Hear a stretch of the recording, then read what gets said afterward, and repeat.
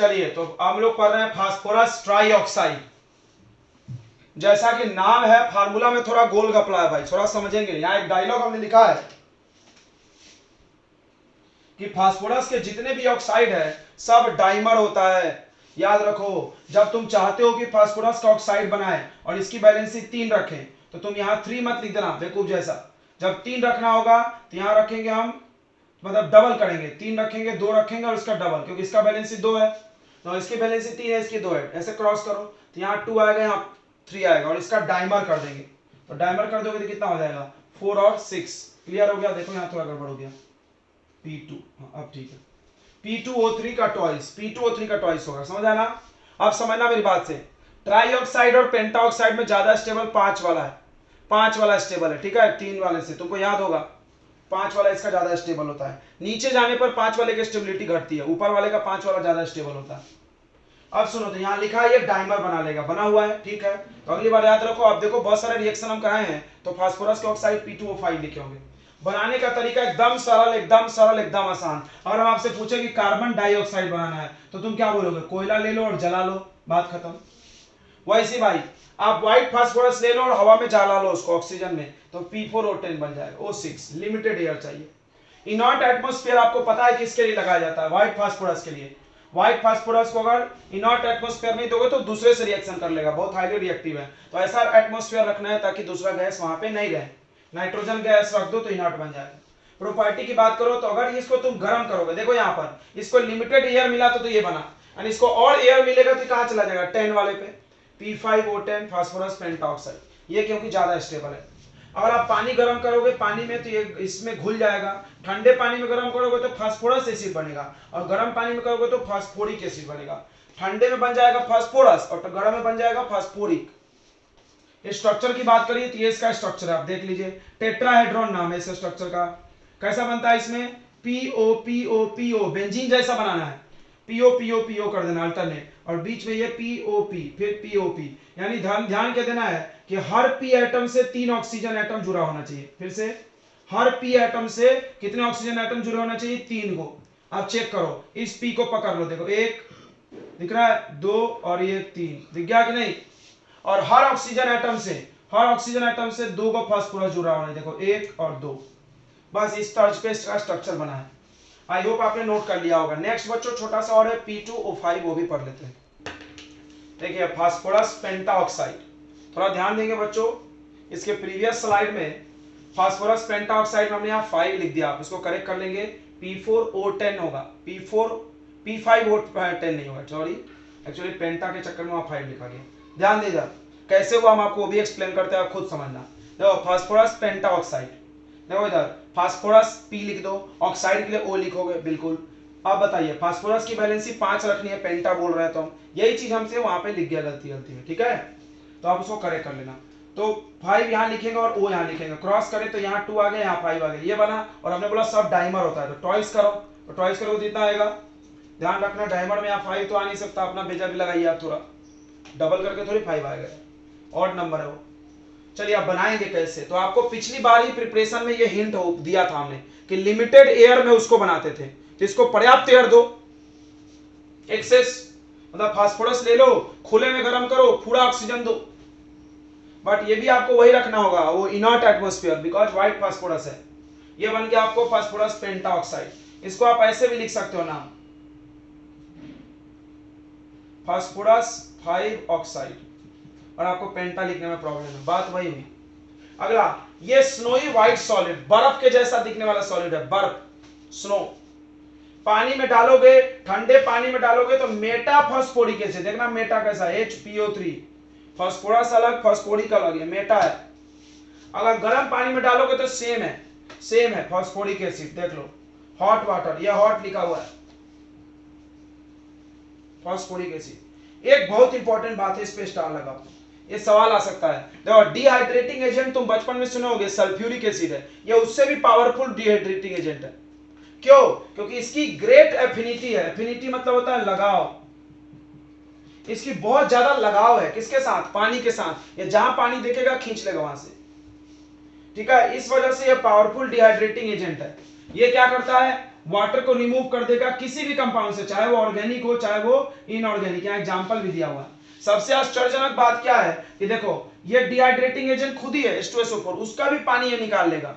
चोर के घर में चोरी, समझ में आ रहा है? ये खुद दूसरे का पानी निकालता है, इसका भी वो निकाल लिया, इससे पावरफुल है। तो HNO3 का निकाल लेगा, HClO4, इनमें से किसी से भी डालो वाटर रिमूव करेगा। देखो यहाँ हम समझाए हैं कैसे होता है। HClO4 यहाँ एक ही H है, आपको वाटर रिमूव करना है, माइनस मतलब रिमूव, तो 2 H चाहिए तो डबल कर दिए, डबल कर दिए। अभी बन जाएगा Cl2O8, O8 में से यहाँ 7 बचा, एक O हट गया। क्लियर है? यहां पर देखो, यहां पर भी वाटर हटाना है, तो वाटर के लिए देखो यहां से H2 निकाल लेगा और यहां से O निकाल लेगा। देख लो H2O, बहुत आसान है। स्ट्रक्चर बिल्कुल सेम है इसका भी, टेट्रागोन, क्या नाम था? टेट्रागोन, टेट्राहेड्रॉन, राइट। तो ये कैसा होगा देखो, बस अंतर क्या है, वहां पर फास्फोरस ने कितने बॉन्ड बनाए थे? 3 सिग्मा, यहां पर 4 सिग्मा और 1 पाई बॉन्ड है। क्लियर है? देख लो आप ध्यान से, बस P double bond O, P double bond O, P double bond O जोड़ दिया हमने। वहां पर 6 था, यहाँ पे 10 है, 4 को ऑक्सीजन बढ़ गया, ये वाला सेम स्ट्रक्चर है बच्चों, याद रहेगा। इसका स्ट्रक्चर भी उसी के जैसा है, टेट्राहेड्रॉन। क्या नाम है इसका? टेट्राहेड्रॉन बोलो, हेड्रॉल बोलो, एक ही बात है। देखो तो आप देख भी सकते हो 4 सिग्मा बॉन्ड, 4 सिग्मा बॉन्ड का हाइब्रिडाइजेशन क्या होगा? sp3, और sp3 का स्ट्रक्चर टेट्राहेड्रल या टेट्राहेड्रॉन, इसी को टेट्राहेड्रॉन, टेट्राहेड्रल एक ही है। ठीक है? हैं? बॉन्ड गलत जगह नहीं लग गया, फास्फोरस पे लगेगा ना? ये नहीं, अच्छा अच्छा अच्छा, ये वाला, हाँ सॉरी, ये P के बीच में रहता है। देखो आप यहाँ पर देखो, एक फास्फोरस एटम कितने ऑक्सीजन से जुड़ा है? 4। एक फास्फोरस एटम कितने एटम जुड़ा है? 4। टेट्राहेड्रल लग रहा है, 4 टांग वाला। टेट्राहेड्रल पढ़ो ना तो वैसे 1 2 3 4, देखो तो लग रहा है कि नहीं? तो वही आप देख लो यहाँ पर, ये भी टेट्राहेड्रल है, 1 2 3 4। क्लियर हो गया बच्चों? आप ध्यान से इसका स्ट्रक्चर याद रखना, सवाल आ सकता है यहाँ से।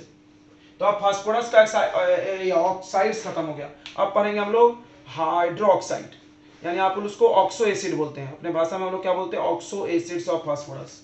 नोट कर, हर ग्रुप में आपको ऑक्सो एसिड पढ़ाया जाएगा। नाइट्रोजन के भी ऑक्सो एसिड हम आपको बताए थे, याद करो, HNO2। 2 फेमस थे, राइट, एक ऑर्थो वाला भी था, जब ये 2 फेमस है। फास्फोरस के बहुत सारे ऑक्सो एसिड है, क्योंकि उसके ऑक्सीडेशन नंबर ज्यादा बनती है, D ब्लॉक है उसमें। ठीक है, फास्फोरस के ऑक्सो एसिड क्या क्या आप ध्यान देंगे? एक है HPO2, फिर अगला है H3PO2, सॉरी H3PO2, H3PO3, फिर आएगा H4P2O6, P2O5 पहले कर लो, फिर H4P2O6, फिर आ जाएगा H3PO4।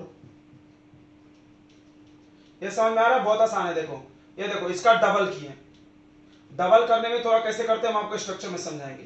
देखिए यार, अगला H4P2O7 और HPO3, यह है मेटाफॉस्फोरिक एसिड। अब ये सब ऑक्सो एसिड्स है इसका, देख लीजिए। अब आप इसमें ऑक्सीडेशन नंबर निकाल लो, ऑक्सीडेशन नंबर बच्चों ध्यान देंगे, जब शॉर्ट लिख देते हैं तो ओवरऑल हम निकालेंगे, तुम x मान के निकालना। 2 दूना 4 में से 3 गया, जल्दी बोलो, 1। 3 दूना 6 में से 3 गया, 3। 5 दूना 10, 10 में से 4 माइनस हो गया, 6, 6 का आधा 3। 6 दूना 12, 12 में से 4 चला गया, कितना है? 8, तो ये 4। यहाँ 4 दूना 8, 8 में से 3 गया, कितना? 5। 7 दूना 14, 14 में से 4 गया, 10, 5। हाँ ये सब 5 वाला है, 6 में से 1 गया, 5। तो आप देखो सब 5 वाले ये अलग है, ये 1 3 4 वाले, यानी ये कम ऑक्सीडेशन नंबर है और ये ज्यादा। अब आप नाम देखिए ध्यान से, इसका नाम में लगेगा अस, इसके नाम में भी लगेगा अस, ठीक है, इसके नाम में भी अस लगेगा। ये सब 3 4 तक अस ही लगेगा, 3 तक। ओके, अब यहां से लग जाएगा इक, इक इक इक, राइट। इसका नाम है हाइपोफॉस्फोरस, थोड़ा नाम को ध्यान से देखना, हाइपोफॉस्फोरस।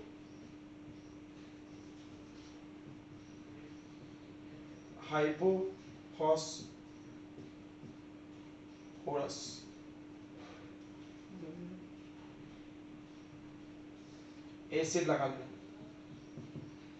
सब में एसिड लगा लेना। इसका नाम होगा ऑर्थो, इसका नाम होगा ऑर्थो, ऑर्थो फास्फोरस लिख लोगे। इसका नाम होगा पायरो, पायरो फास्फोरस। ठीक है, अब देखो फिर से यहाँ पर हाइपो और इक, फिर ऑर्थो और इक, फिर पायरो और इक। चालू कर देना, जितने सर करो उतने चालू रहता था।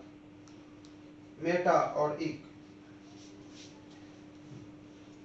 तो ध्यान दे इधर बच्चों, इसका स्ट्रक्चर देखते हैं। ये नाम क्लियर हो गया। तो 4 नाम याद करना आपको, hypo, ortho, pyro, hypo, ortho, pyro याद कर लिए। हाइपो, ऑर्थो, पायरो याद हो गया। तो अब देखो ध्यान से सुनो रे, 3 तक लगा हुआ है अस और इसके बाद लगा है इक, फिर से hypo, ortho, pyro, hypo, ortho, pyro याद हो गया। देखो इसका नाम हाइपो फास्फोरस एसिड, इसका नाम ऑर्थो फास्फोरस एसिड, इसका नाम पायरो फास्फोरस एसिड, इसका नाम हाइपो फास्फोरिक, ऑर्थो फास्फोरिक यहाँ लिखना, हम सब में छोड़े हैं फास्फो फास्फो। इसका नाम पायरो फास्फोरिक और इसका नाम मेटा फास्फोरिक। क्लियर? बताएंगे एक बार, हाँ ना बोलेंगे। क्लियर हो गया कि नहीं? अब आते हैं स्ट्रक्चर पे। देखना स्ट्रक्चर, आपको स्ट्रक्चर के बारे में 3 बातें बताते हैं। स्ट्रक्चर के बारे में आपको 3 बातें कि सब में पी डबल बॉन्ड ओ होना चाहिए, सब में पी पर डबल बॉन्ड ओ होना चाहिए। ध्यान रखो, सबसे पहला बात याद रखना है, सबके सब टेट्राहेड्रल होते हैं तो सब में पी डबल बॉन्ड होना चाहिए। स्ट्रक्चर में आप पहली बात ध्यान रखना, P double bond O must है, पी पर OH बॉन्ड मस्ट है, होना ही चाहिए एगो कम से कम। तीसरा टेट्राहेड्रल सबके सब होना चाहिए, सबके सब टेट्राहेड्रल होना चाहिए, 4 बॉन्ड होना चाहिए, 4 सिग्मा बॉन्ड होना चाहिए। ध्यान रखो ये सब बातें।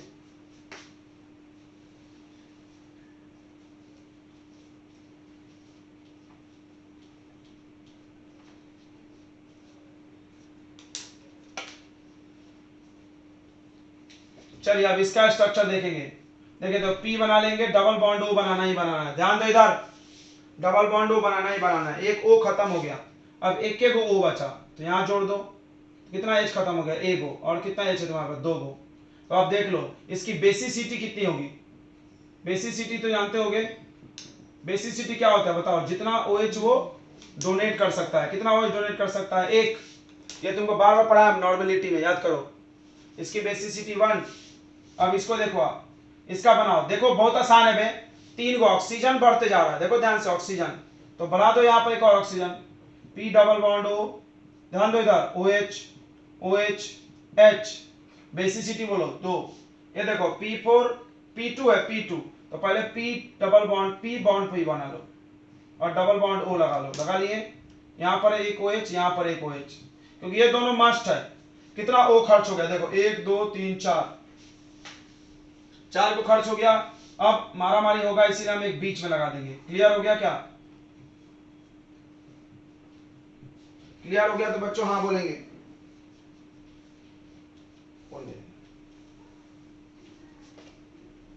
अब इसकी बेसिसिटी बताओ, 1 और 1 2, बेसिसिटी 2। अब बताओ 6 वाला कैसे रखोगे? 3 इधर 3 इधर। देखना इधर, P double bond O, P double bond O, फिर यहां पर एक OH, यहां पर एक OH। ये कंपलसरी है।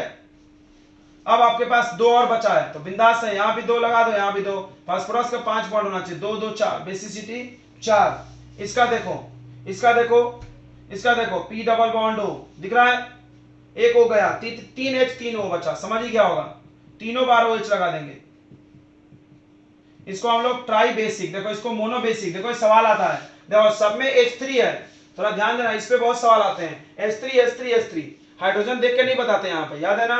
ऑक्सीजन देख के बताओ। जितना ऑक्सीजन उससे कम, जितना ऑक्सीजन है उससे कम, जितना ऑक्सीजन उससे कम। चलिए तो यहाँ पर हो गया। स्ट्रक्चर बना सकते हैं। ये देखो 7 वाला, 7 वाला देखना रे, ऑड आया तो बीच में वो आ जाएगा, आ जाएगा बीच में। मार्क उठाई नहीं चाहते हम लोग तो देखो डबल बॉन्ड ओ OH और यहाँ पर भी OH, फिर यहाँ पर डबल बॉन्ड ओ, फिर OH, फिर यहाँ पर OH। कितना खर्च हुआ रे? 1 2 3 4 5 6 7। जाला हो गया कि नहीं हो गया? बेसिसिटी बताओ, 4। ठीक है। अब देखो इसका स्ट्रक्चर, इसका स्ट्रक्चर देखो आप ध्यान से। इसका स्ट्रक्चर देखेंगे।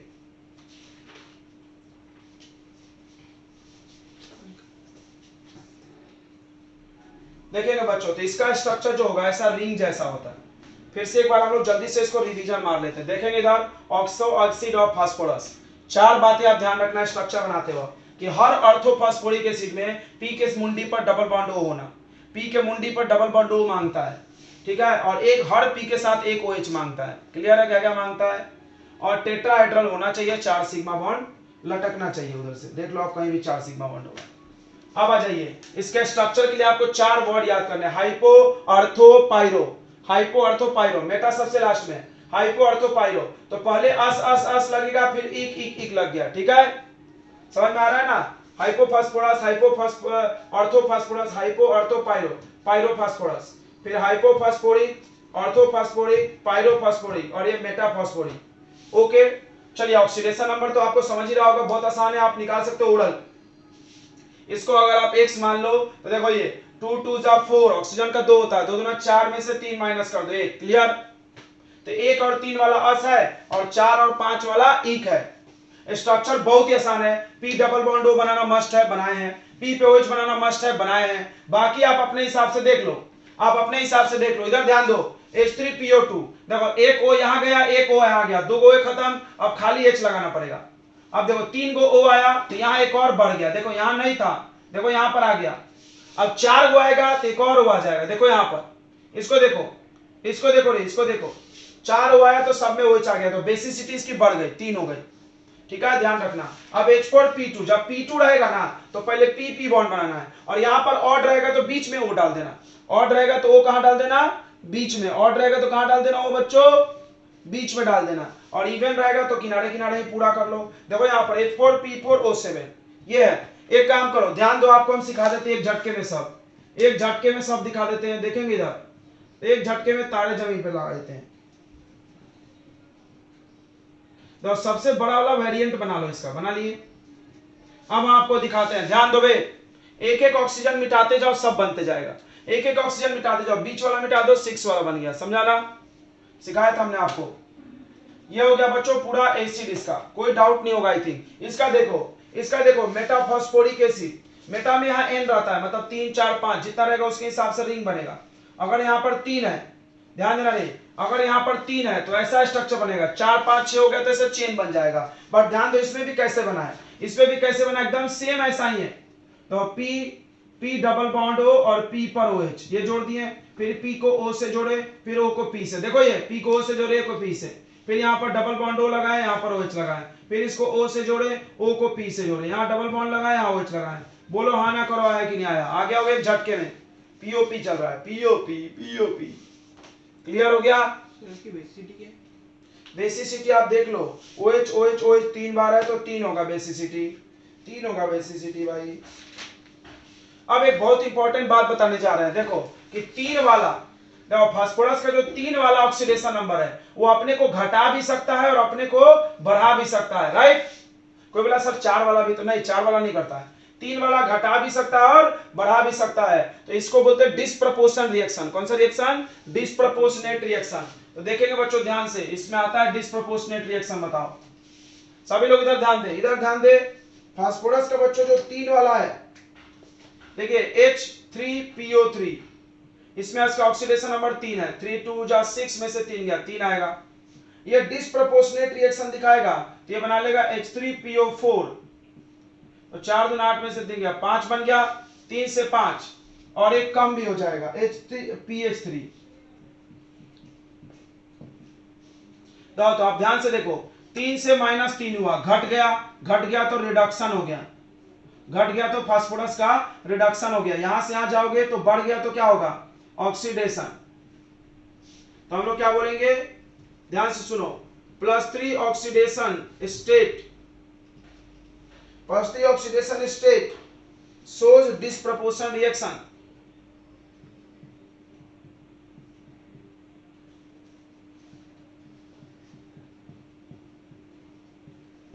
What is disproportionate reaction? अगर कोई नहीं जानता है तो लिख लेगा, ऐसा रिएक्शन जिसमें एक ही कंपाउंड ऐसा रिएक्शन जिसमें एक ही एलिमेंट का ऑक्सीडेशन भी हो और रिडक्शन भी हो, same element get oxidise as well as reduce. Phosphorus oxidise भी हो रहा है और रिड्यूस भी हो रहा है, एक ही एलिमेंट ऑक्सीडाइज और रिड्यूस दोनों हो तो हम लोग उसको क्या बोलते हैं, डिस्प्रपोर्शनेट। देखो इसका नाम ऑर्थोफॉस्फोरिक भी है और फॉस्फोरिक भी है, दोनों बोल सकते हैं।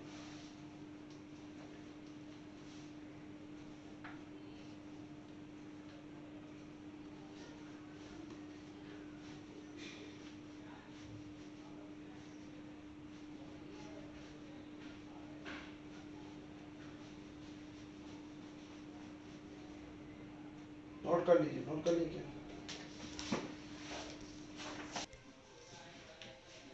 चलिए तो ऑक्साइड्स ऑफ फास्फोरस आपने पढ़ा, फिर ऑक्सो एसिड पढ़ रहा है। देखो ऑक्सो एसिड, मेरी बात को सुनो, ऑक्सो मतलब ऑक्सीजन, एसिड यानी हाइड्रोजन। आप इसमें क्या क्या खास बात है, देखो दो खास बात तो ऊपर लिखा हुआ है, हर ऑक्सो एसिड में पी डबल बॉन्ड ओ चाहिए और हर ऑक्सो एसिड में पी के साथ OH होना चाहिए। दूसरा खास बात लिखा, हर ऑक्सो एसिड का स्ट्रक्चर टेट्राहेड्रल है, पी फास्फोरस 4 सिग्मा बॉन्ड बनाया होगा। तो अगला खास बात है बच्चों कि अगर आप 3 ऑक्सीडेशन स्टेट वाला कोई ले लेते हो, जैसे कि ये, इसका नाम क्या बताओ, फास्फोरस एसिड बोलो, फास्फोरस बोलो, और नहीं तो क्या बोलोगे, ऑर्थो बोलोगे कि पायरो बोलोगे कि मेटा बोलोगे, ऑर्थो। बताइए इसको क्या बोलेंगे, ऑर्थो लगेगा। नाम याद करो, ऑर्थो फास्फोरस एसिड, यही लगेगा ना। देखो हम शॉर्ट में लिखे हैं ऑर्थो फास्फोरस एसिड। तो अब देखो ये 3 है, तो ये डिस्प्रपोर्शनेट रिएक्शन दिखाता है। डिस्प्रपोर्शनेट मतलब बढ़ेगा भी और घटेगा भी, तो 3 से बढ़ के 5 हो जाता है और 3 से घट के -3। देख लो ये 3 वाला ऐसा कांड करता है, ये क्वेश्चन पूछा जाता है कौन डिस्प्रपोर्शनेट दिखाता है।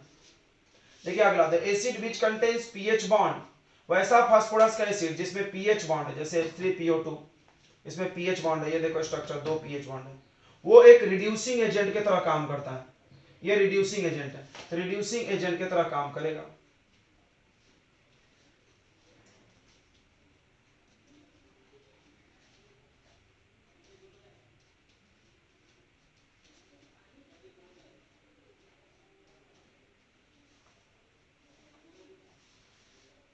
ये क्या करेगा, रिडक्शन कराएगा। देखो किसका, Ag का, तो Ag +1 है, +1 से 0 बन गया, तो क्या हो गया सिल्वर का, बताओ यहां से यहां तक जाते वक्त रिडक्शन। रिड्यूसिंग एजेंट क्या करता है, दूसरे का रिडक्शन और खुद का ऑक्सीडेशन। ये सिल्वर नाइट्रेट से सिल्वर रिमूव कर देगा और खुद बन जाएगा, ऑक्सीजन ले लेगा, तो बन गया फास्फोरस एसिड से फास्फोरिक एसिड। ठीक है, H3PO2, H3PO2 क्या है, H3PO2 सबसे पहला वाला है, बताइए क्या नाम है, हाइपो, हाइपो फास्फोरस। इसका नाम क्या है, इसका नाम क्या है, हाइपो, दिमाग में याद, रिवीजन करोगे तभी याद होगा, hypo phosphorus acid, hypo phosphorus acid याद है ना, पहला हाइपो, ऑर्थो, पाइरो। तो हाइपो से ये चला गया सीधे ऑर्थो पर, इक, ऑर्थो और इक, इसका नाम क्या है, ऑर्थो फास्फोरिक एसिड, पूरा लिखना आप। तो अब हीटिंग की बात करें, अगर आप हाइपो वाले को, ज्यादातर हाइपो से रिएक्शन बढ़ा देगा, स्टार्टिंग है ना वो, हाइपो वाला जब हीट करोगे तो PH3 और H3PO4 बन जाएगा। ओके, उसके बाद ऑर्थोफॉस्फोरिक एसिड को हीट करोगे तो लाइन से है, देखो ये ऑर्थो से करे तो पायरो बना, पायरो के बाद मेटा, देखो सबसे हाइपो, ऑर्थो, पायरो, मेटा, तो ऑर्थो पायरो मेटा, लाइन से हो गया, आगे आगे बढ़ गया। देखो 4, 4 के बाद ये डबल हो जाता है। अच्छा डबल हम कैसे आपको समझा रहे थे, ध्यान देना, डबल होता है बच्चों तो ऐसे होता है, P डबल हो जाएगा, ऑक्सीजन डबल से कम ही रहता है, डबल से ज्यादा नहीं होता है, और ये हाइड्रोजन अपने हिसाब से लगाना, H4 से ज्यादा नहीं होता है, सिंगल में 3 है और डबल में H4 है। अब यहाँ बन गया HPO3 मेटाफॉस्फोरिक एसिड, N का वैल्यू 1 2 3 कुछ भी रखो, समझ में आ गया इतनी बातें। तो बच्चों यहाँ पर ग्रुप 15 होता है समाप्त, बहुत खुशी लग रहा होगा आपको एक ग्रुप पढ़ने के बाद। अब ग्रुप 16 आएगा, जितना 15 में पढ़े उससे थोड़ा कम ही है 16 में, हर ग्रुप में थोड़ा कम कम होते जाता है। चलिए तो हम लोग ग्रुप 16 चालू करेंगे अभी। देखिए तो आप 15 पढ़ने के बाद 16 जस्ट रिवीजन जैसा आपको फील होने वाला है, कुछ चीजें अलग है, बाकी 99% सेम, इसलिए हम लोग थोड़ा स्पीड में चलने वाले। तैयार है ना आप लोग, चलिए लेट्स गो। पहला, इस ग्रुप का नाम है चाल्कोजेन, इस ग्रुप का नाम है चाल्कोजेन। कौन कौन आता है इसमें, ऑक्सीजन, सल्फर, सिलीनियम, टेरुलियम और पोलेनियम, चाल्कोजेन क्यों नाम है? चाल्कोजेन का मतलब होता है ओर फॉर्मिंग। ये लोग ओर का निर्माण कर, आपको अगर 10th पास हो तो आपने पढ़ा होगा दो प्रकार का ओर, ऑक्साइड ओर और सल्फाइड ओर, पढ़े हो ना? यस। तो इसीलिए ओर निर्माण करते, इसलिए इनका नाम क्या रख दिया गया? चाल्कोजेन होता है। इस ग्रुप में ध्यान देंगे, इस ग्रुप के कौन कौन एलिमेंट्स हम लोग लिख लेते हैं। एलिमेंट्स है आपका ओ फॉर ऑक्सीजन, ठीक है, एस फॉर सल्फर, और एसी बच्चों सिलीनियम है। ये हम देख के लिख लेते हैं, स्पेलिंग मिस्टेक नहीं होना चाहिए।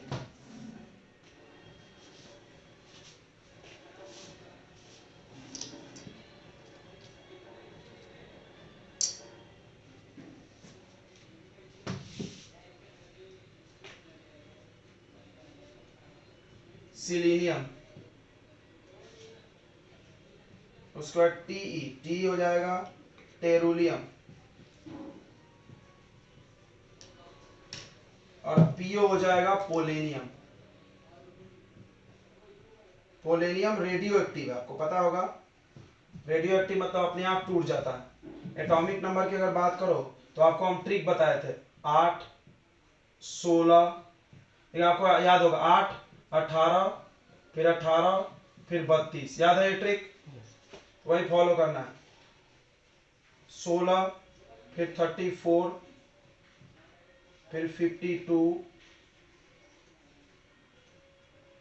और फिर आ जाएगा बच्चों कितना? 84। चलिए, अब इस टेबल की जरूरत हो गई खत्म, इतना ही जरूरत थी इसकी। ये हो गए सारे एलिमेंट्स के नाम और नंबर, आपको गैप याद कर लेना है। 8 एक बार, 18 18 दो बार, और 32 एक बार, हो जाएगा काम आपका खत्म। तो यहाँ से 8 बढ़ा है, यहाँ से 18 18 32। सही लग रहा है कि नहीं लग रहा है? ओके, ये हो गया ग्रुप 15। इसमें से ऑक्सीजन मोस्ट अबंडेंट है इस ग्रुप में, मतलब सबसे ज्यादा पाया जाता है ऑक्सीजन, ठीक है, अर्थ क्रस्ट में।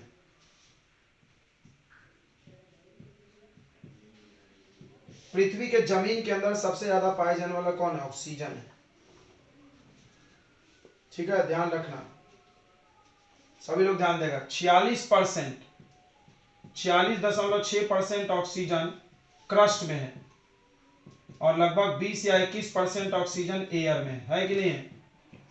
तो जमीन में भी ऑक्सीजन है, कंपाउंड के फॉर्म में, oxide oxide, iron oxide, calcium oxide, है कि नहीं है?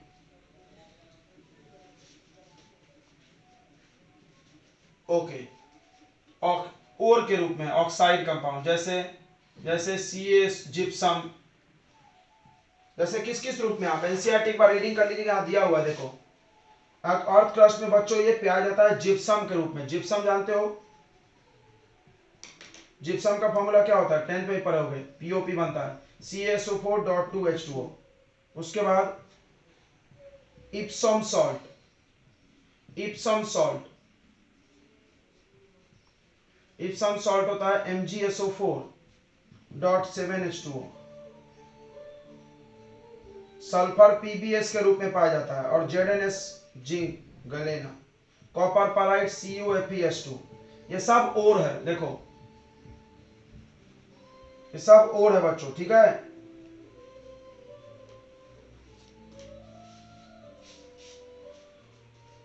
उसके अलावा आपको अंडे में पाया जाता है sulphur, protein, garlic, onion, mustard.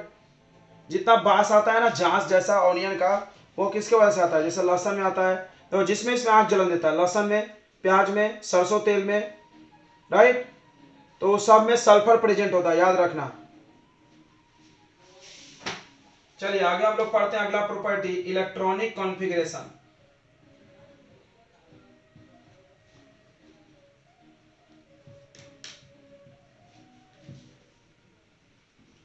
तो इस ग्रुप का जो जनरल कॉन्फ़िगरेशन है वो होगा NH2NP4। ये जनरल कॉन्फ़िगरेशन होगा बच्चों, ठीक है। टोटल वैलेंस इलेक्ट्रॉन कितने आ जाएंगे जल्दी बताओ? 6। वैलेंस इलेक्ट्रॉन कितने आ जाएंगे? 6 आ जाएंगे।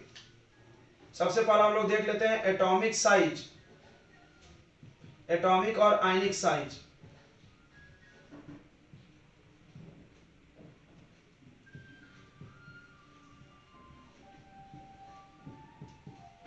तो ऊपर से नीचे आओगे तो साइज बढ़ जाता है, सबको पता है। तो इसमें पोलिनियम को क्यों नहीं रखें, पोलिनियम रेडियो एक्टिव है, टूट जाता है, साइज इंक्रीज हो रहा है, ठीक है।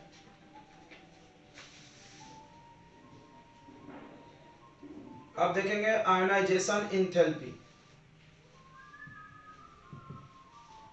तो ऑक्सीजन का सबसे ज्यादा सल्फर, सिलीनियम, टेरुलियम, साइज का उल्टा चलता है। ये कौन सा है, I1 है, I1 फर्स्ट आयोनाइजेशन इंथैल्पी। अगला इलेक्ट्रॉन गेन इंथैल्पी।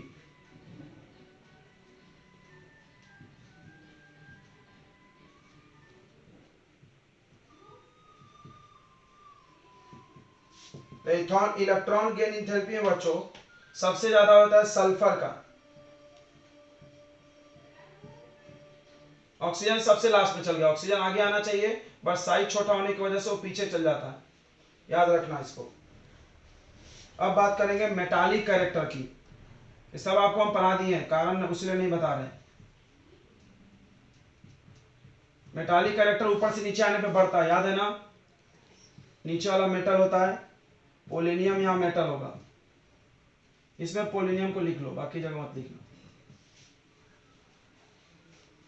उसके बाद आता है मेल्टिंग और बॉइलिंग पॉइंट की बच्चों।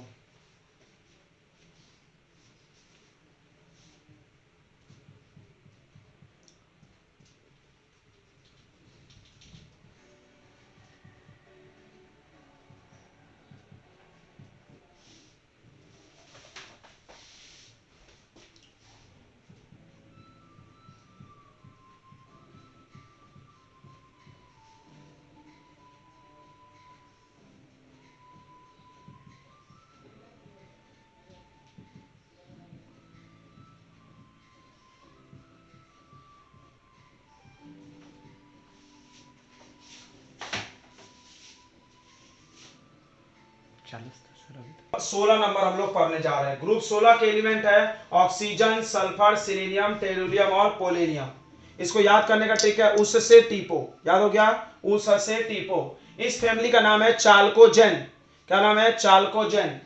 चाल्कोजेन ओर फॉर्मिंग, क्योंकि तुमको याद होगा, आप बचपन में पढ़ोगे, दो प्रकार के ओर होते हैं, आपने पढ़ा होगा दो प्रकार के ओर होते हैं। कौन का ओर, ऑक्साइड ओर, ध्यान देंगे, ऑक्साइड ओर और सल्फाइड ओर। ऑक्साइड और सल्फाइड ओर बच्चों दो प्रकार के ओर है, इसीलिए इनको ओर फॉर्मिंग बोले।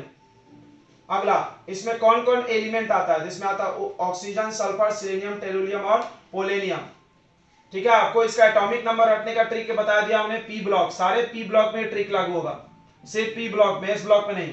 पहला एलिमेंट का नंबर याद करिए, उसके बाद 8 जोड़ दीजिए, फिर 18 18 दो बार और 32 एक बार, ये आराम से याद हो जाएगा। अब आ जाओ, इस पूरे ग्रुप में सबसे ज्यादा कौन पाया जाता है, ऑक्सीजन। देखिए ऑक्सीजन पृथ्वी में क्रस्ट में भी प्रेजेंट है, पृथ्वी जो जमीन है ना उसमें भी है। कैसे, ऑक्साइड के रूप में, ये देखो, ये ऑक्साइड देखो, ये ऑक्साइड देखो, ये नाम याद करो, gypsum CaSO4.2H2O, Epsom salt, Epsom salt समझ रहा है, नाम याद करना, MgSO4 7H2O, ये सब और है, इसको बोलते हैं PbS, ZnS, कॉपर पाइराइट। ठीक है, तो ये सब और है बच्चों, याद रहेगा, याद रखना, सब आते हैं पेपर में, आपको और के नाम आते ही रहते हैं। ZnS का नाम होगा जिंक ब्लेंडेड, इसको बोलते हैं गैलेना। PbS का नाम क्या होता है बच्चों, गैलेना। और के नाम थोड़ा अजीब होते हैं। ZnS का नाम होता है, क्या नाम बताया बताइए, ZnS का नाम क्या होता है, हमने जिंक ब्लेंडेड, और इसका नाम कॉपर पाइराइट। ये सब नाम आपको फिर से मिलेगा, टेंशन मत लो। चलिए अब आते हैं प्रॉपर्टीज पे। देखो प्रॉपर्टीज का हमने कोई कारण नहीं लिखा, आपने 15 पढ़ा है ना, सेम कारण छापो। देखो जनरल कॉन्फ़िगरेशन NH2NP4 सही है, टोटल 6 आना चाहिए लास्ट में, S और P मिला के, देखो 2 और 4 6, वैलेंस इलेक्ट्रॉन 6 हो गया सबका, बढ़िया बात है। अब आते हैं आयनिक और एटॉमिक साइज। तुमको याद होगा शुरू से, जन्म से याद बात हो, ये पक्का है, ऊपर से नीचे आएंगे साइज बढ़ता है सेल बढ़ने की वजह से, सेल। ठीक है, यहाँ पर इंक्रीज रेगुलर नहीं होता है बट बढ़ता है। अगला आयनाइजेशन इंथैल्पी, फर्स्ट वाला, पहली बार जब इलेक्ट्रॉन निकालने जाओगे, तो सबसे ज्यादा इससे लगे एनर्जी, बिकॉज साइज का उल्टा होता है, कहानी खत्म। इलेक्ट्रॉन गेन इंथैल्पी अगर आपको नहीं आता है तो हम आपको बता दें। देखो इलेक्ट्रॉन गेन मतलब इलेक्ट्रॉन पाना, इंथैल्पी मतलब एनर्जी। तो ध्यान से सुने, कोई अगर किसी एटम को आप बाहर से इलेक्ट्रॉन ले जाकर दोगे तो तुम मुझे इलेक्ट्रॉन दो, मैं तुझे एनर्जी दूंगा। ये हम डायलॉग याद कराएंगे, ठीक है। आप इसको इलेक्ट्रॉन दोगे तो ये आपको उसके बदले क्या देगा, एनर्जी देगा। तो यही बोलते हैं electron gain enthalpy. The energy release, फिर से सुन लो, the energy release in to add an electron in isolated gaseous atom. एक एटम के अंदर देखो इसमें पढ़ते हैं द एनर्जी रिक्वायर्ड, ध्यान समझना, ये इंडोथर्मिक है। इंडोथर्मिक है तो इसका डेल्टा एच कैसा होगा, पॉजिटिव। और ये एक्सोथर्मिक है, इसका डेल्टा एच निगेटिव होगा। ध्यान रखना, इसका डेल्टा एच क्या होगा, निगेटिव होगा, निगेटिव। सबसे ज्यादा किसका है, सल्फर का। याद रखो ये स्टार मार रहे हैं, एक्सेप्शन है ये। देखो देखो ध्यान से, ये भी साइज का उल्टा होता है, ये भी साइज का उल्टा होता है, तो ऊपर जाने पे बढ़ना चाहिए। तो सबसे ज्यादा किसका होना चाहिए, ऑक्सीजन का कोई छोटा साइज है, बट एक्सेप्शन है, बात बता रहे हैं। क्या एक्सेप्शन है कि ऑक्सीजन बहुत छोटा साइज है। छोटे साइज होने की वजह से इसमें, ये देखो इतू सा आइटम है, इसमें बाहर से तुम इलेक्ट्रॉन डालोगे तो नहीं लेगा। क्यों नहीं लेगा, क्योंकि इसका इलेक्ट्रॉन बहुत पास पास में है। ऑक्सीजन में आखिरी सेल में कितने इलेक्ट्रॉन, देखो 6। छोटे से जगह में, छोटे से ऑर्बिट में, 2s2 ऑर्बिट में आपने कितने इलेक्ट्रॉन भर दिए, 6 भर दिए। और आप एक और डालना चाह रहे हो तो जाएगा, वो सब इलेक्ट्रॉन मिलकर उसको क्या कर देगा, रिपेल। इसलिए उसको इलेक्ट्रॉन लेने की क्षमता कम है, इसीलिए इलेक्ट्रॉन गेन इंथैल्पी चला गया सबसे लास्ट में। कहां चला गया, सबसे लास्ट में। इसमें टी छूट गया लग रहा है। देखो यहां से, यानी साइज का उल्टा। देखो ध्यान देना, ऊपर से नीचे साइज बढ़ा तो ये घट जाएगा, देखो घटा है। फिर भी इलेक्ट्रोनेगेटिविटी ज्यादा है उसकी, तो उससे क्या होगा, इलेक्ट्रोनेगेटिविटी में बच्चों शेयर इलेक्ट्रॉन खींचते हैं। ये एकदम दिमाग में डालो, तो बहुत सारे मूर्ख बच्चे इसमें सवाल पूछते ही रहते हैं। बहुत बच्चे इस पे कंफ्यूज रहते हैं, बहुत सारे बच्चे कंफ्यूज रहते हैं, ठीक है। देखो सवाल क्या आता है, what is different between electronegativity and electron gain enthalpy. थोड़ा हम आपको समझाते हैं। देखिए इलेक्ट्रोनेगेटिविटी में शेयर वाले इलेक्ट्रॉन को खींचने की एबिलिटी देखी जाती है। फिर से समझना है, शेयर वाला इलेक्ट्रॉन को अपनी तरफ खींचना, अपने ऑर्बिट में ऐड नहीं करना है। इसमें एनर्जी रिलीज नहीं होती है। This process is neither exothermic nor endothermic.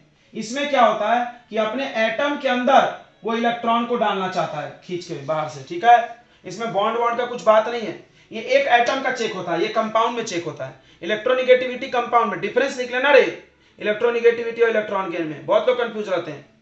Electronegativity क्या है, डेफिनेशन लिखो, the ability to attract shared electron pair and acquire partial negative charge.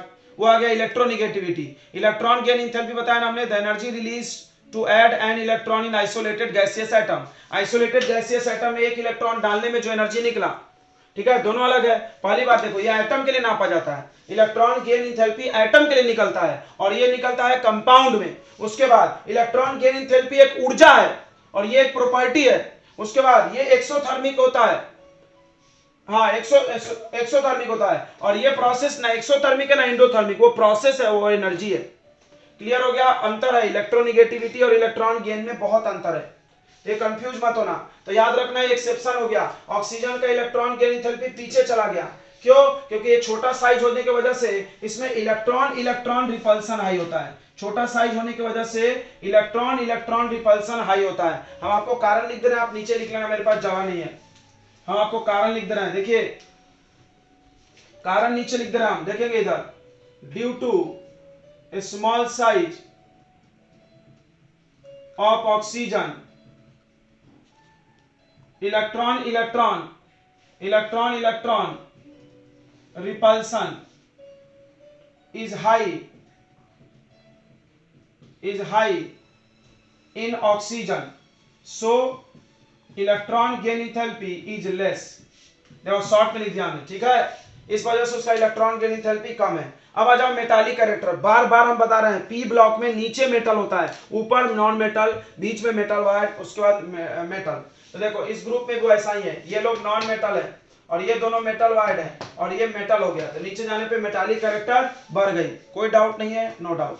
Melting boiling point में थोड़ा लफड़ा हो गया। देखो इधर मेल्टिंग बॉइलिंग पॉइंट बहुत सारी चीजों पर डिपेंड करती हो, कितना क्लोज पैक है, किस स्टेट में है। तो देखो ऑक्सीजन क्या होता है, गैस होता है, ऑक्सीजन गैस है, तो गैस तो मेल्टिंग बॉइलिंग पॉइंट सबसे पीछे होगा, गैस क्योंकि माइनस में मेल्ट बॉयल होता है, -200। देखो हाइड्रोजन गैस का, ऑक्सीजन गैस का -186, सबसे घटिया है ऑक्सीजन, एकदम कम, इससे भी कम है नाइट्रोजन। तो देखो गैस है तो पीछे चला गया। सल्फर भी वैसा ही है, सल्फर सॉलिड है बट उतना मजबूत नहीं है, तो ये भी पीछे चला गया। ठीक है, तो आप देखना बच्चों, सबसे हाईएस्ट किसका है? टेरुलियम का। किसका हाईएस्ट है? टेरुलियम। ध्यान देंगे, इधर सीधर जाने पर मेल्टिंग बॉइलिंग पॉइंट क्या हो रही है? तो इसका सबसे ज्यादा, फिर इससे ज्यादा इसका, फिर उसके बाद यहां पर से ऐसा उल्टा ऑर्डर गया, ऐसे। समझ में आ रहा है? यहां से आप याद रखो, यहां से इधर बड़ा घटा और इधर भी घटा, इधर भी घटा, इधर भी घटा, ये मैक्सिमम है। ये क्या है? मैक्सिमम। क्लोज पैकिंग ज्यादा होगा इसमें। इसका और इसका ऑर्डर सेम है, याद हो गया ये ऑर्डर ध्यान से देखो आप। ऑक्सीजन सल्फर लास्ट में फेंका हुआ है, चलिए नोट कर लीजिए। उसमें आप सारे प्रॉपर्टीज पढ़ लिए होंगे। अब हम लोग आ रहे हैं एनोमेलस बिहेवियर ऑफ ऑक्सीजन।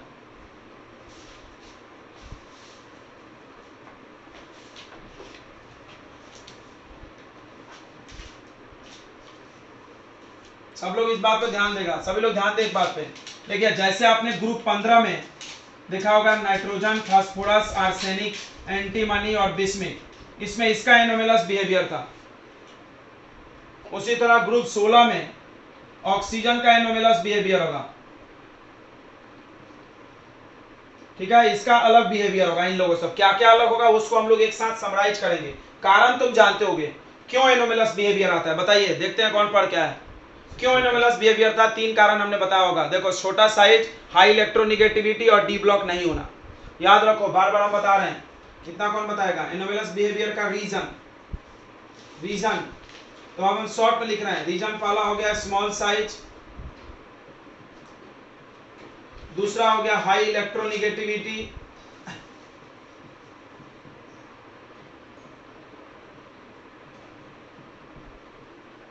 और तीसरा हो गया बच्चों एब्सेंस ऑफ डी ऑर्बिटल।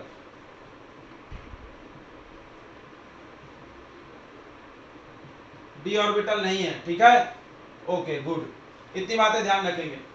अब आते हैं क्या क्या है, क्या क्या प्रॉपर्टीज अलग है। तो फॉलोइंग प्रॉपर्टीज आर डिफरेंट।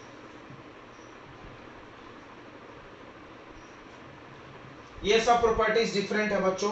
सबसे पहला डिफरेंस है कि ऑक्सीजन जो है वो डाई एटॉमिक है,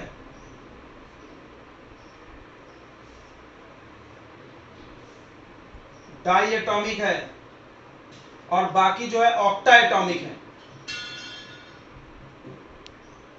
बाकी लोग ऑक्टा एटॉमिक है बच्चों, 8 एटम जुड़ेगा, याद रखो, जैसे ओ सा से टीपो ऐसा। तो ये O2 बनाता है और ये S8 बनाता है, सल्फर S8 बनाता है, सिलीनियम भी Ag8 बनाता है। कारण कोई पूछा क्योंकि ये पाई बॉन्ड बना सकता है, पता है तुमको, सेम चल रहा है जैसे नाइट्रोजन में पढ़े हो। Due to formation of P pi bond. ये लोग पाई बॉन्ड नहीं बना सकते, बड़े साइज होने की वजह से ओवरलैपिंग पॉसिबल नहीं है। तो दूसरा एनोमेलस प्रॉपर्टी याद रखो कि ऑक्सीजन कैन फॉर्म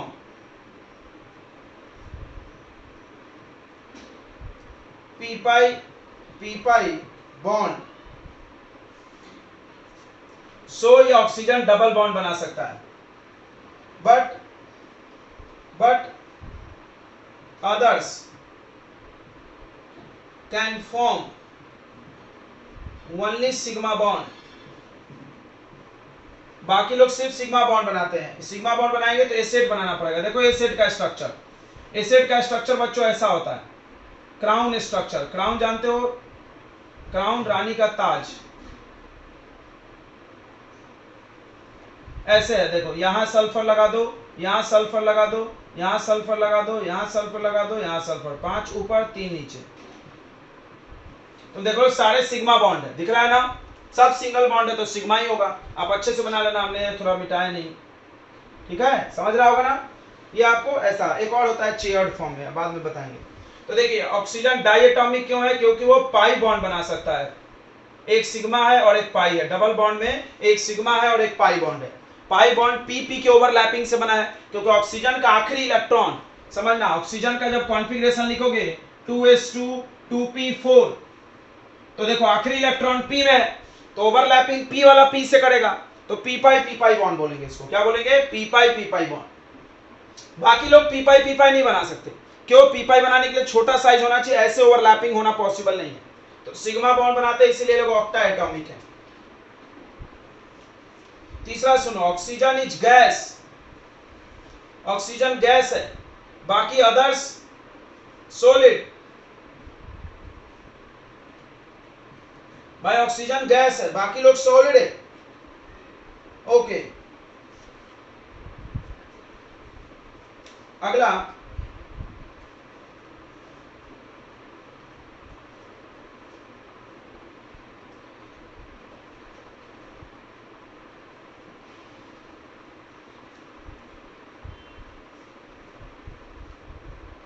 ठीक है, ऑक्सीजन में डी ऑर्बिटल नहीं है तो हम यही लिख चुके हैं, ये सॉलिड है। अच्छा यहां पर देखो एक और बात, नाइट्रोजन एलोट्रॉप बनाता था, नहीं बनाता था, बाकी लोग बनाते थे, यहां ऑक्सीजन बनाता है, ऑक्सीजन फॉर्म्स एलोट्रॉप्स, तो इस बात को लिख सकते हो तुम, सब लोग बनाते हैं, ऑल एटम ऑल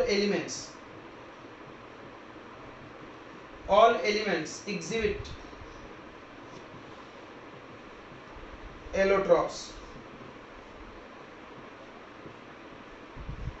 ठीक है। ऑक्सीजन भी बनाता है, ऑक्सीजन भी बनाता है, ठीक है, ऑक्सीजन भी देखो, ऑक्सीजन के एलोट्रॉप कौन कौन है, तुम जानते होगे, O2 और O3, जानते होगे नहीं, ऑक्सीजन और ओजोन, ठीक है। इसमें भी O2 के दो रूप हैं, देखो O2 के दो रूप हैं, अगर लिक्विड ऑक्सीजन देखोगे तो ये पेल ब्लू कलर का है, हल्का पीला टाइप का, और अगर सॉलिड ऑक्सीजन हो गया तो ये ब्लू कलर का होता है, सॉलिड ऑक्सीजन ब्लू कलर का है और liquid oxygen pale blue colour का। चलिए इतना नोट कर लिए। कोवैलेंसी बच्चों 6 है, 6 है, ऑक्सीजन की कोवैलेंसी 4 क्यों है, जवाब हम आपको दे रहे हैं, बंद है ना।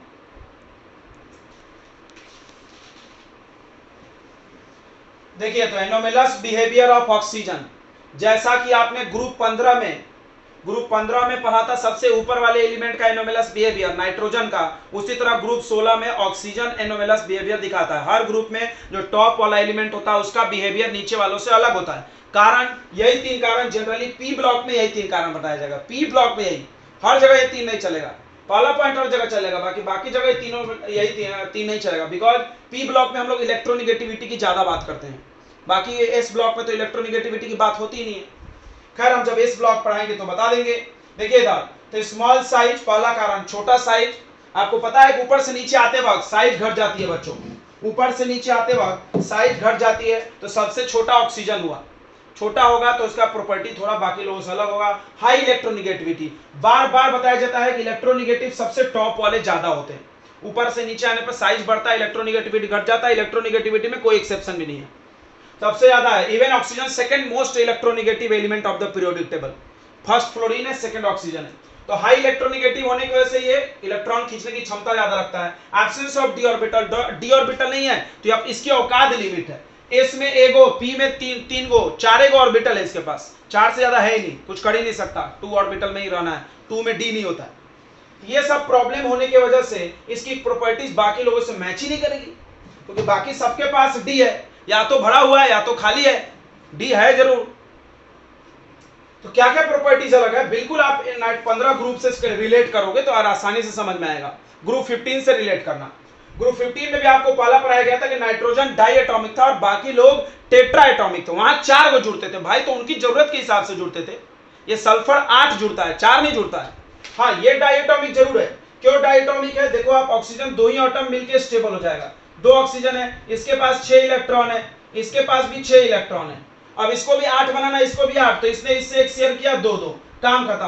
पहला शेयरिंग सिग्मा बॉन्ड, दूसरा शेयरिंग पाई बॉन्ड, और पाई बनाने में सक्षम है, छोटे एटम पाई बॉन्ड बना सकते हैं, बिकॉज आपको पता है पाई के लिए ऐसे ओवरलैपिंग होता है, कैंसल है ओवरलैपिंग, साइड वाइज ओवरलैपिंग, और साइड वाइज ओवरलैपिंग होने के लिए एटम का साइज क्या होना जरूरी है, छोटा होना जरूरी है, तो ऑक्सीजन छोटा है, कर लेता है ऐसा ओवरलैपिंग। तो ये पाई बॉन्ड बना सकता है। बाकी लोग बड़े हैं, इनका पाई बॉन्ड नहीं बनता भाई, पी पाई बॉन्ड बनता ही नहीं है। तो जब पी पाई बॉन्ड नहीं बनता तो इनको सिग्मा से ही काम चलाना पड़ेगा, और सिग्मा बॉन्ड बना के स्टेबल होना पड़ेगा। उसके लिए इनको 8 लोगों को जोड़ना पड़ता है, बहुत कष्ट है। 8 ऑक्टा एटॉमिक, इसको क्या बोलेंगे? 8 है तो octa atomic. Octa atomic, octa अलग लिख लो, एटॉमिक अलग लिख लो, ठीक है। इनको डाई एटॉमिक जैसे बोल रहे हो। तो ये देखो यहाँ पर इसका ऑक्टा एटॉमिक हमने स्ट्रक्चर बना दिया। एसेट का स्ट्रक्चर है क्राउन स्ट्रक्चर, रानी का ताज जैसा दिख रहा है। किसी को डब्ल्यू भी दिख रहा होगा, नहीं तो डब्ल्यू भी चलेगा आपको, जैसा समझ में आया। 8 ऊपर 5 नीचे 3, 8 हो गया, क्लियर हो गया, ओके। उसी तरह सिलीनियम भी ऑक्टा, टेरिलियम भी। पोलिनियम को हम नहीं दिख रहा है बिकॉज पोलिनियम रेडियो एक्टिव है, टूट जाता है, उसके बाद ज्यादा करना नहीं है।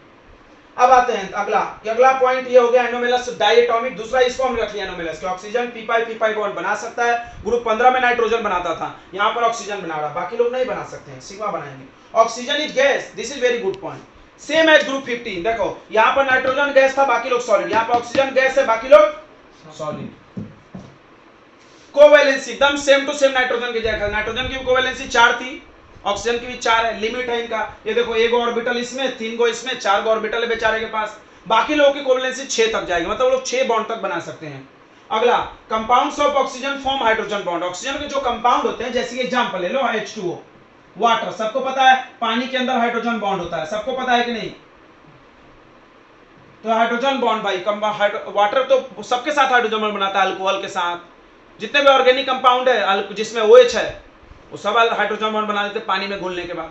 तो हाइड्रोजन बॉन्ड बनाता है ऑक्सीजन का कंपाउंड, क्योंकि हाई इलेक्ट्रोनिगेटिविटी है। हाइड्रोजन बॉन्ड बनाने के लिए आपको इलेक्ट्रोनिगेटिविटी हाई होना चाहिए, तो ऑक्सीजन का ज्यादा है, बाकी लोग नहीं बनाते बिकॉज उनका इलेक्ट्रोनिगेटिविटी कम है, उनका प्रॉब्लम है। Others do not form hydrogen bond. एक पॉइंट वहां पर लिखा गया था एलोट्रॉपी वाला, वो चीज यहां नहीं चलेगा बिकॉज यहां लिखा है देखो कि all elements of group 16 forms allotropes. Group 16 के सारे एलिमेंट एलोट्रॉप बनाते हैं, सारे। ऑक्सीजन भी बनाता है। ऑक्सीजन के भी 2 रूप तूने प्रकृति में देखा है, एक को O2 बोलते हैं, दूसरे को O3, राइट? डाई ऑक्सीजन और ये ओजोन, ये गैस है, ओजोन है। ऑक्सीजन जब आपका कलर की बात होती है तो लिक्विड ऑक्सीजन, तो गैसियस ऑक्सीजन का कोई कलर नहीं है, गैस है, नो कलर। लेकिन जब वो लिक्विड करोगे तो हल्का ब्लू होगा, हल्का ब्लू, मतलब एक्चुअली ऑक्सीजन ब्लू कलर का है। सॉलिड ऑक्सीजन ब्लू दिखता है, लिक्विड हुआ तो हल्का ब्लू कलर गायब हुआ, गैस हुआ तो कलरलेस हो गया बिकॉज पार्टिकल इतने दूर दूर हो गए, कलर कहां दिखेगा? समझ में आ गया कि नहीं? अब नीला रंग पानी में डाल दो, एक बूंद, एक बाल्टी पानी मिला दो, दिखेगा नीला रंग, गायब हो गया। उसी तरह पार्टिकल दूर दूर हो गए तो कहां कलर दिखेगा? वही चीज हो रहा हवा में बेचारे के साथ, आपने नोट कर लो।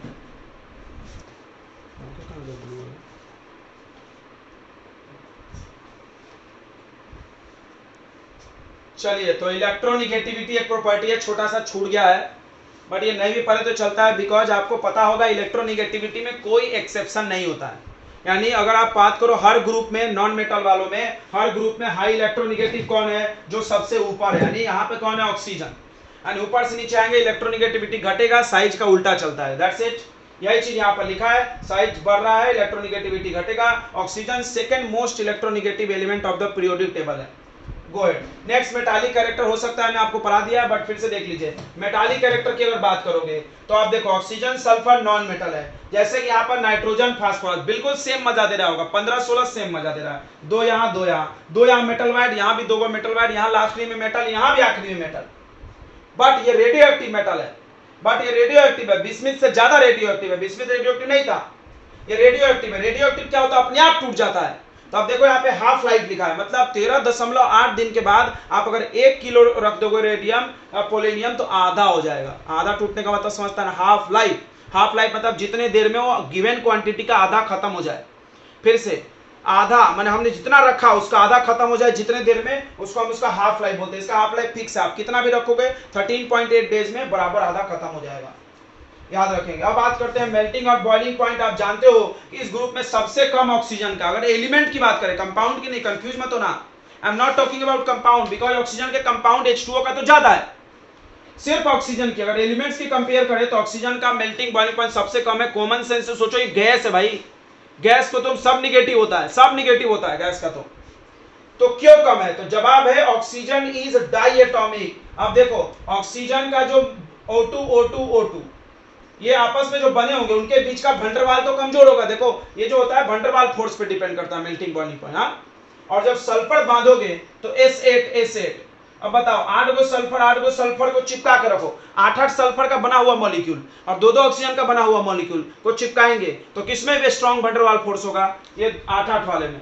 वंडर वाल फोर्स मास पे डिपेंड करता है, साइज पे डिपेंड करता है। तो मास ज्यादा है, इसका साइज भी ज्यादा है तो वंडर वाल फोर्स ज्यादा होगा। मतलब मॉलिक्यूल्स के बीच, जिसको तुम इंटरमॉलिक्यूलर फोर्स ऑफ अट्रैक्शन बचपन में बोलते थे, तुम खुद सोचो सॉलिड का इंटरमॉलिक्यूलर फोर्स मजबूत तो मेल्टिंग बॉइलिंग पॉइंट हाई होता था। इसी कॉन्सेप्ट को आप लगाइए कि ये इसके बीच का इंटरमॉलिक्यूलर फोर्स कमजोर है, जिसको वन डेर वाल फोर्स बोला जाता है अभी के भाषा में। यानी वन डेर वाल फोर्स कमजोर है बिकॉज वो डाई एटॉमिक है। बाकी लोग बच्चों ऑक्टा एटॉमिक है तो उनका वन डेर वाल फोर्स स्ट्रांग होगा, इसीलिए उनकी मेल्टिंग बॉइलिंग पॉइंट ज्यादा होगी, इनसे तुलना में ज्यादा ही होगी।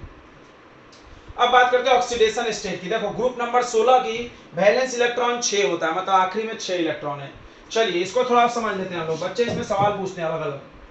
ऑक्सीजन की बात करो तो सिर्फ -2 ऑक्सीडेशन स्टेट दिखाएगा, 2 को लेने की क्षमता, बिकॉज ये सेकंड मोस्ट इलेक्ट्रोनिगेटिव है, ये 2 इलेक्ट्रॉन ले सकता है। देखिए -2 मतलब होता है लेने की क्षमता, इलेक्ट्रॉन खींचने की। अब आप देखिए यहां लिखा है stability of -2 oxidation state decreases down the group, सही है। आप नीचे जाओगे तो -2 नहीं बनेगा, कोई माइनस मतलब लेना पड़ेगा, तो लेने की क्षमता तो ऑक्सीजन में है ना, दे सकते हो लोग, ले नहीं सकते ना।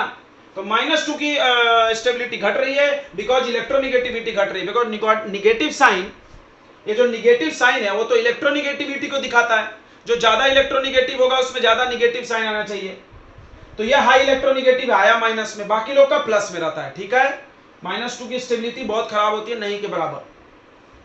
बट ये कोई जरूरी नहीं कि ऑक्सीजन हमेशा -2 दिखाता है। एक कंपाउंड है OF2 में ऑक्सीजन +2 दिखाता है।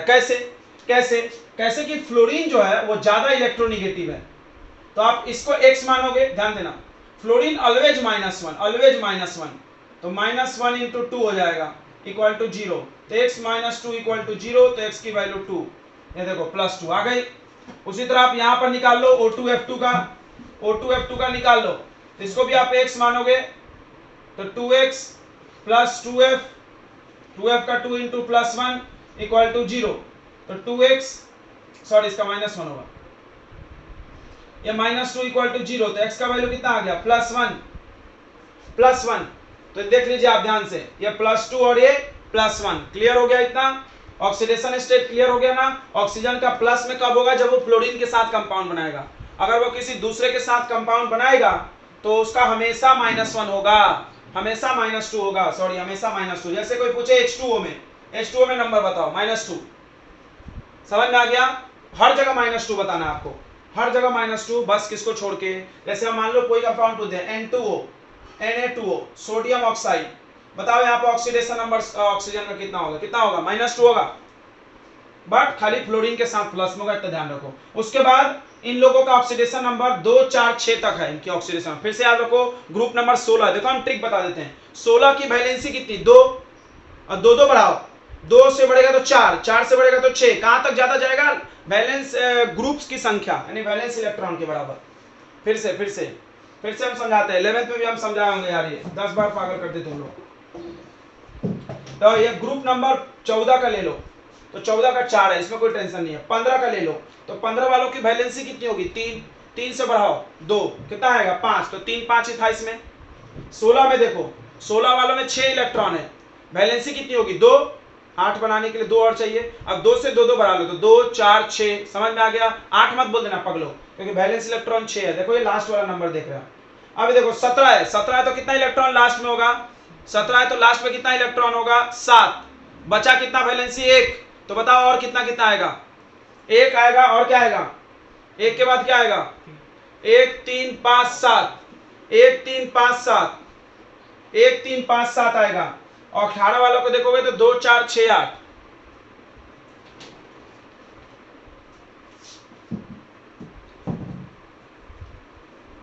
ये आपको क्लियर हो गया 2, 4, 6 कैसे आया? कोई बच्चा पूछ रहा है कैसे आया, तो देखो हम यहां दिखाए हैं। ये ऑक्सीजन का नहीं है, बिकॉज ऑक्सीजन का तो 2 होता फिक्स, क्योंकि उसके बाद डी ऑर्बिटल नहीं है। अगर आप ऑक्सीजन का बात करोगे, देखो तो ऑक्सीजन की अगर आप बात करोगे बच्चों ध्यान दो, तो ऑक्सीजन के पास डी ऑर्बिटल नहीं है, तो इसके में 2s2 2p4, तो s में 2 इलेक्ट्रॉन भरा हुआ है, p में 3 ऑर्बिटल, बट ये 2 भरा हुआ है, ये अनपेयर। देख लो इसका ऑक्सीडेशन नंबर कितना हो सकता है? दो से ज्यादा नहीं हो सकता। इन लोगों का देखो, ये सल्फर का हम बनाया, उसी तरह सबका सोचना। तो 3s2 3p4 3d0, उसी तरह इसका लिखोगे तो सब 4 लिख देना, इसका लिखोगे तो सब 5 में समझना, कॉमन सेंस है, ठीक है। अब देखो ये 2 है 4 है, ये डी खाली है, यहां बनाया हुआ है, इसको बोलते हैं हम लोग ग्राउंड स्टेट। इसको कौन सा स्टेट बोलते हैं? Ground state. ग्राउंड स्टेट में अगर आप देखोगे तो सल्फर का भी ऑक्सीडेशन नंबर 2 ही है, तो बराबर सल्फर 2 भी वैलेंसी दिखाता है। आप देखो एक आधा कंपाउंड अब दिखाते हैं, H2S 2 वैलेंसी। अच्छा अब बढ़ाते हैं कैसे? एक बच्चा पूछ दिया सर 2 के बाद 3 क्यों नहीं हुआ? अरे यार 2 बढ़ता है कैसे? देखो ये इलेक्ट्रॉन जंप करके यहाँ गया, यहाँ आ गया, देखो तो अब गिनो कितने अनपेयर्ड हुए? 2 से सीधे 4 हुआ ना, 3 थोड़ी हो गया। फिर और ये जंप करके जाएगा तो 4 से कितना होगा? 6। तो ये देखो 2 4 6 कैसे होगा? समझ में आ गया ना? 2 बढ़ता है। कैसे बढ़ता है? वो डी एस ऑर्बिटल और पी ऑर्बिटल वाले जो पेयर्ड इलेक्ट्रॉन है, एक्साइटेड में जाने के बाद जंप करके डी में जाते हैं तो अनपेयर हो जाते हैं। अब यहां पर कुछ बातें लिखी है कि +6 ऑक्सीडेशन स्टेट जो दिखाया जाएगा सिर्फ फ्लोरीन के साथ। +6 वाला किसके साथ? फ्लोरीन के साथ, दूसरे के साथ नहीं। 4 और 6, अच्छा याद रखना यार, जहां हायर ऑक्सीडेशन स्टेट ना 2 ही एलिमेंट बन दिखाता है। मतलब मेरे में अगर कैलिबर है, मतलब मेरे में कैलिबर है कि हम 6 घंटे पढ़ सकते हैं, बट वो 6 घंटे आप ऐसे नहीं पढ़ सकते हैं, अपने इंटरेस्टिंग सब्जेक्ट के साथ पढ़ सकते हैं। कोई भी सब्जेक्ट उठाकर पढ़ सकते हैं 6 घंटे, बोर हो जाओगे, नींद आ जाएगी। उसी तरह फ्लोरीन है, फ्लोरीन के साथ ये लोग पूरा मैक्सिमम दिखाएंगे, और ऑक्सीजन के साथ भी। खैर इस ग्रुप में खुद ही ऑक्सीजन, इसलिए ऑक्सीजन की बात नहीं हो रही, लेकिन अगर दूसरे ग्रुप में जाओगे तो ऑक्सीजन का भी नाम लेना। याद करो नाइट्रोजन में बताए थे, नाइट्रोजन में तुमको बताया था कि नाइट्रोजन का ऑक्साइड जो बनाता है वो 5 तक लेके जाता है खींच के, याद है? जरूर हम बताएंगे। ओके, तो 6 ऑक्सीडेशन स्टेट ये लोग फ्लोरीन के साथ दिखाते हैं। 4 और 6 में ज्यादा कोवेलेंट है, 4 और 6 में 6 वाला ज्यादा कोवेलेंट है 4 वाले से, ये भी याद रखो, ऑर्डर बनाते हैं। 2 वाला एकदम कम होगा। यानी कोई ऐसा कंपाउंड पूछ ले तुमसे, सवाल दे दे, सवाल आ जाता है यहां से बहुत बढ़िया बढ़िया। देखो ऐसे SO2 और SO3 में कौन ज्यादा कोवेलेंट? सवाल देखो SO2 और SO3 में कौन ज्यादा कोवेलेंट? तो देखो यहां पर सल्फर का ऑक्सीडेशन नंबर कितना है? 6, समझ रहा है ना? 3 2 6 निकालना सीखो यार। और यहां पर कितना है? 4, तो कौन ज्यादा कोवेलेंट? 6 वाला। Higher oxidation state more covalent character, पिछले ग्रुप में रूल बताया ना, कॉपी में देखना। Higher oxidation state more covalent character, good. अब देखो और एक बात तुम जानते हो कि ऊपर से नीचे आते हैं तो +6 की स्टेबिलिटी घटती है। कौन बता रहा है क्यों? कौन बता रहा है क्यों ऊपर से नीचे आने पे +6 की ऑक्सीडेशन स्टेट घटती है? जल्दी बताओ, कोई है? बाहुबली देखते हैं जिसको याददाश्त अच्छी है। Stability of +6 decreases down the group, why? और +4 का बढ़ता है। जल्दी बोलो जल्दी बोलो। +6 वाला पोलिनियम नहीं दिखाएगा, क्यों नहीं दिखाएगा भाई? जल्दी बोलो। ओहो इतना टाइम लगा दिया। Inert pair effect, inert pair effect पिछले बार इतना हम अच्छे से पढ़ाया ना, पूरा डिटेल में दिए। क्या होता है इनर्ट पेयर इफेक्ट? तो S वाला ऑर्बिटल, S वाला इलेक्ट्रॉन जंप करके D वाले में नहीं जा पाता है, नहीं जाने की वजह से 6 नहीं होता। देखो यहां से देखो S वाला जंप करके गया ना यहाँ पे, तब तो 4 से 6 हुआ। अगर ये नहीं जाता तो नहीं जाने देते हैं, खराब सील्डिंग इफेक्ट की वजह से न्यूक्लियस बहुत मजबूत फोर्स से पकड़ लेता है। F ब्लॉक आ गया ना इसमें, F ऑर्बिटल आ गया तो F ऑर्बिटल के सील्डिंग इफेक्ट के वजह से इसका इलेक्ट्रॉन जंप नहीं कर पाता है। ठीक है, तो इनर्ट पेयर इफेक्ट समझ में आ गया? ठीक है, आगे बढ़ते हैं, चलिए।